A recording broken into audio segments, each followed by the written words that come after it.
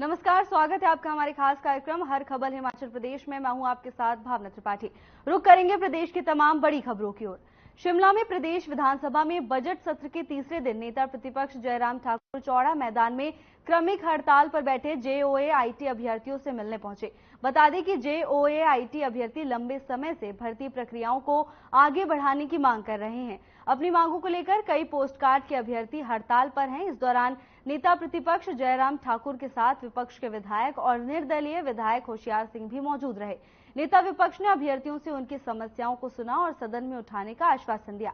इस दौरान उन्होंने वर्तमान सुक्खू सरकार पर निशाना साधते हुए कहा कि वर्तमान सरकार को सिर्फ काम रोकने का शौक है। साथ ही उन्होंने कहा कि वर्तमान सुखविंदर सिंह सुक्खू सरकार को काम रोकने में ज्यादा आनंद आता है।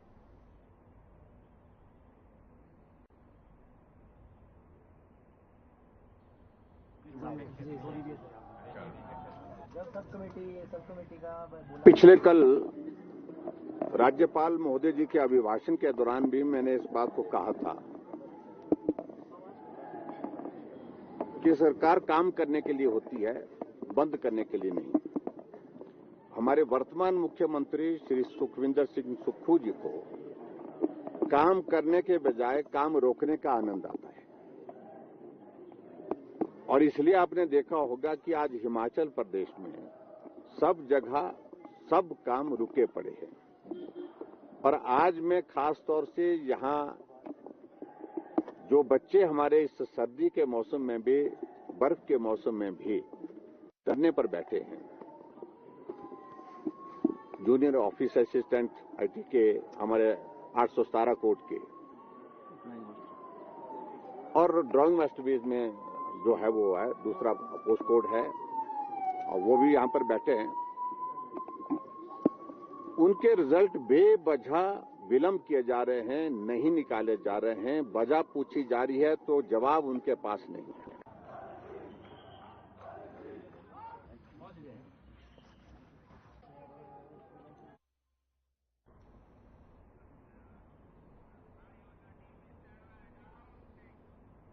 बिलासपुर और सोलन की सीमा पर स्थित अलीखड्ड पर बन रही उठाऊ पेयजल योजना को लेकर फिर से सदन के भीतर खूब हंगामा हुआ। विपक्ष की तरफ से विधायक रणधीर शर्मा ने ध्यानाकर्षक प्रस्ताव के तहत पेयजल योजना का मुद्दा सदन में उठाया और कहा कि इस पेयजल योजना का लोग विरोध कर रहे हैं, जिनके ऊपर सरकार ने लाठीचार्ज किया और डकैती का मामला दर्ज किया है। सरकार इस मामले को तुरंत खारिज करे और इस पेयजल योजना को भी बंद कर कोल डैम से पानी उठाया जाए, वरना आंदोलन और उग्र होगा। वहीं जवाब में मंत्री हर्षवर्धन चौहान ने कहा कि 8 पंचायत के हजारों लोगों के लिए अलीखड्ड से उठाऊ पेयजल योजना का कार्य चल रहा है, जिसको लेकर कुछ लोग आपत्ति जाहिर कर रहे हैं और विपक्ष इसका फायदा उठाना चाहता है।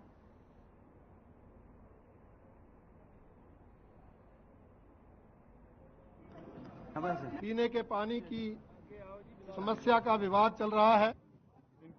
अलीखड्ड पर त्रिवेणी घाट के पास से सोलन जिला के लिए एक स्कीम बन रही है, जिसका विरोध न केवल बिलासपुर जिला की जनता बल्कि सोलन जिला के अर्की विधानसभा क्षेत्र की नवगांव पंचायत के लोग भी कर रहे हैं। क्योंकि अलीखड्ड में जो भी पानी है वो जो सोलन जिला के अर्की विधानसभा क्षेत्र की पंचायतों और बिलासपुर जिला की पंचायतों को जो स्कीमें हैं, उन्हीं स्कीमों के लिए पूरा नहीं होता। ना तो मंत्री जी ने जवाब दिया, ना ही मुख्यमंत्री जी ने जवाब दिया। इसलिए कल भी हमें वॉकआउट करना पड़ा था और आज वो चर्चा लगी थी। मैंने सारा विषय सदन के समक्ष रखा कि किस तरह वहां पानी की समस्या है। शिमला में लोकसभा चुनाव को लेकर कांग्रेस की आवेदन प्रक्रिया आरंभ की हुई है। वहीं शिमला संसदीय क्षेत्र से प्रदेश कांग्रेस प्रवक्ता कौशल मुंगटा ने भी दावेदारी जताई है। उन्होंने पार्टी के समक्ष टिकट के लिए आवेदन किया है। इस दौरान कौशल मुंगटा ने कहा कि उन्होंने लोकसभा चुनाव के लिए शिमला संसदीय क्षेत्र से आवेदन किया है। अब आलाकमान को सुनिश्चित करना है कि किस उम्मीदवार को टिकट दिया जाना चाहिए। वो पार्टी के निर्णय के साथ खड़े हैं। साथ ही उन्होंने ये भी कहा कि पार्टी को जीतने वाले उम्मीदवार पर विश्वास जताना चाहिए और इस आवेदन प्रक्रिया के तहत उस प्रत्याशी का चयन किया जाना चाहिए। आपको ये संदेश देना पड़ेगा कि हमने जब टिकट के लिए आवेदन मांगे हैं तो उन्हीं में से जो है आपको स्क्रीनिंग कमेटी जो एक व्यक्ति लोग बैठेंगे वहां पर उनको सोचना चाहिए इस बात को लेकर के कि आप किस प्रकार का माहौल बनाना चाहते हैं। हम तो पार्टी के सामने अपनी बात सिर्फ रख सकते हैं और बाकी आपका प्रश्न बहुत अच्छा था, ये तो पार्टी ने डिसाइड करना है, फिर लोग उसको किस तरीके से लेते हैं ये लोगों की अपनी भावना है। मैं केवल इतना कहना चाहता हूं कि नए लोगों को, फ्रेश लोगों को, जो पार्टी के लिए लड़ने वाले लोग हैं, जो पार्टी के लिए छाती पर लाठियां भी खाते हैं, सीने पर अपने सारे तीर लेते हैं, उन लोगों का भी सोचना चाहिए और बुजुर्गों को भी साथ लेकर चलना चाहिए। तो मैं हाईकमान से अपील करना चाहता हूं कि एक युवा को और एक जो है पार्टी के ग्राउंड जीरो से आए हुए व्यक्ति को भी मौका मिलना चाहिए। और मैं लोगों से भी अपील करता हूं, कांग्रेस कार्यकर्ताओं से, कि मेरे लिए आप भी लड़ाई लड़े, आप भी अपना आशीर्वाद रखें और हाईकमान के सामने जिस तरीके से भी रख सकते हैं अपनी बात को जरूर रखें, ताकि हम जो ग्राउंड जीरो के लोग भी सोच सके कि हमको पार्टी जो है आने वाले समय में मौका देगी। आपका बहुत बहुत धन्यवाद। शिमला में बीजेपी प्रदेश मीडिया प्रभारी कर्ण नंदा का बयान सामने आया है, जिसमें उन्होंने कहा कि सामुदायिक स्वास्थ्य केंद्र और नागरिक चिकित्सालय में मरीजों के उपचार का जिम्मा एक डॉक्टर के पास है। कई महीनों से लगातार 24 घंटे से भी अधिक समय तक ड्यूटी देने की वजह से अब चिकित्सक मानसिक रूप से परेशान हो रहे हैं। राज्य में भारतीय सार्वजनिक स्वास्थ्य सेवा मानक के तहत सामुदायिक स्वास्थ्य केंद्र और नागरिक चिकित्सालय में तय स्वीकृत पदों के तहत चिकित्सकों की तैनाती नहीं की है। प्रदेश में अधिकांश सामुदायिक स्वास्थ्य केंद्रों में 10 और नागरिक चिकित्सालय में 20 डॉक्टरों की तैनाती होनी चाहिए, लेकिन मौजूदा समय में अधिकांश स्वास्थ्य केंद्रों में एक चिकित्सकों से काम करवाया जा रहा है। इससे डॉक्टरों को एक दिन की छुट्टी लेना भी मुश्किल हो गया है।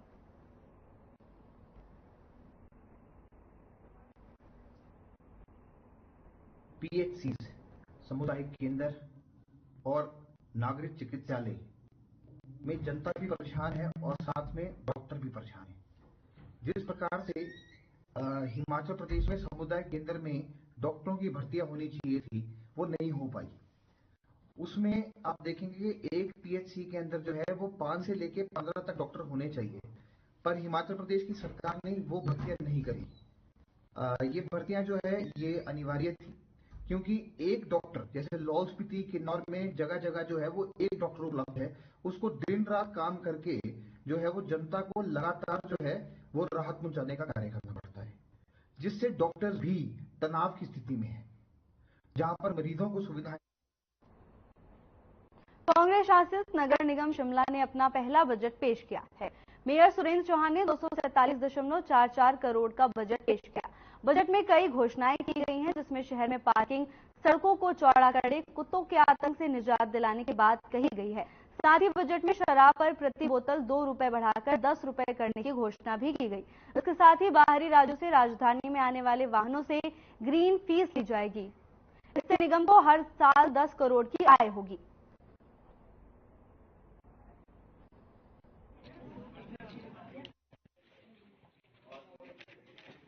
पूरे हिमाचल में 61 यूएलबीज है हिमाचल में, तो हम शिमला में एक ट्रेनिंग सेंटर बनाने जा रहे हैं, जिसके लिए सभी का जो अपना ट्रेनिंग सेंटर होगा उसको हम ताकि उससे सैनिटरी इंस्पेक्टर या दूसरे लोग हैं। भाजपा का कहना है कि पूरे बजट में स्मार्ट सिटी का ही जिक्र किया गया है। देखिए, ये मैं आपको बताऊं कि इससे पहले आज तक कभी किसी ने इसकी और ध्यान नहीं दिया। मेरा अपना ये मानना है कि नगर निगम की परिधि के अंदर जो भी कार्य होगा वो हमको पता होना चाहिए। अच्छा, जो स्मार्ट सिटी के कार्य को स्मार्ट सिटी के सारे कार्य मैं बजट में थोड़ी ले रहा हूँ। हमारा वार्षिक बजट है, अभी मुझे 8 या 9 मंथ हुए। संयुक्त किसान मंच ने केंद्र सरकार के खिलाफ फिर मोर्चा खोल दिया है। दिल्ली के कई क्षेत्रों पर किसान हड़ताल पर बैठे हुए हैं। इसी बीच राष्ट्रीय स्तर पर ट्रेड यूनियन ने भी भारत बंद का आह्वान किया है। ऐसे में राजधानी शिमला में भी ट्रेड यूनियन के लोगों ने पंचायत भवन से उपायुक्त कार्यालय तक रोष रैली निकाली और किसानों की मांगों के समर्थन में केंद्र सरकार के खिलाफ विरोध प्रदर्शन किया। वहीं हिमाचल किसान सभा के अध्यक्ष कुलदीप तंवर ने कहा कि देश में भारत बंद का आह्वान है। देश भर की 10 राष्ट्रीय स्तरीय ट्रेड यूनियन के ज्वाइंट फ्रंट ने भारत बंद का आह्वान किया है। इसी के साथ उन्होंने कहा कि साल 2020 और 21 के अंदर देश में किसानों ने एक बड़ा आंदोलन किया था। वहीं 378 दिनों के आंदोलन के बाद 9 दिसंबर को लिखित समझौते पर किसानों ने आंदोलन वापस लिया, लेकिन अभी तक केंद्र सरकार की ओर से इस मामले में कुछ नहीं किया गया।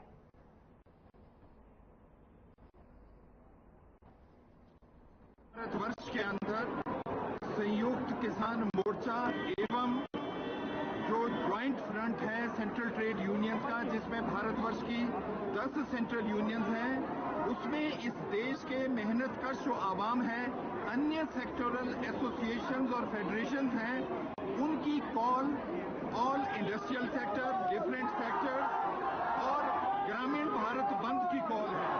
इसमें आप करोड़ों की तादाद में किसान मजदूर पूरे देश से इसके अंदर पार्टिसिपेट करेंगे। मुख्य मुद्दा है कि जो न्यूनतम समर्थन मूल्य है, जो पूरे भारतवर्ष के सभी किसानों को।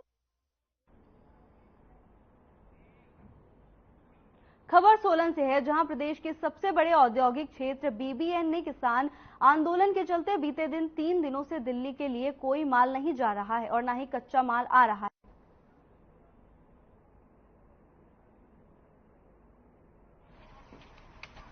इस तरह से आप देख रहे हैं कि किसानों का दिल्ली में एक बहुत ही जबरदस्त आंदोलन चल रहा है, जिसकी वजह से पूरी ट्रैफिक व्यवस्था चरमरा गई है। उसमें हमारा को रॉ मटेरियल की दिक्कतें आनी शुरू हो गई, क्योंकि मैक्सिमम जो रॉ मटेरियल है वो दिल्ली से, गुड़गांव से, इन क्षेत्रों से ही आता है। यहाँ से जब गाड़ियां नहीं आ रही है तो हमारे को दिक्कतें आ रही है और हमारे लगभग काफी लोगों की इंडस्ट्री इससे प्रभावित हो रही है और कुछ लोगों की तो इंडस्ट्री अब बंद हो गई है। इसी तरह से यहाँ से जो फिनिश गुड है वो भी इसी रूट पे जाता था, अब वो भी लगभग नहीं जा। फिलहाल के लिए बस इतना ही। जल्द हाजिर होंगे नई अपडेट्स के साथ। नमस्कार।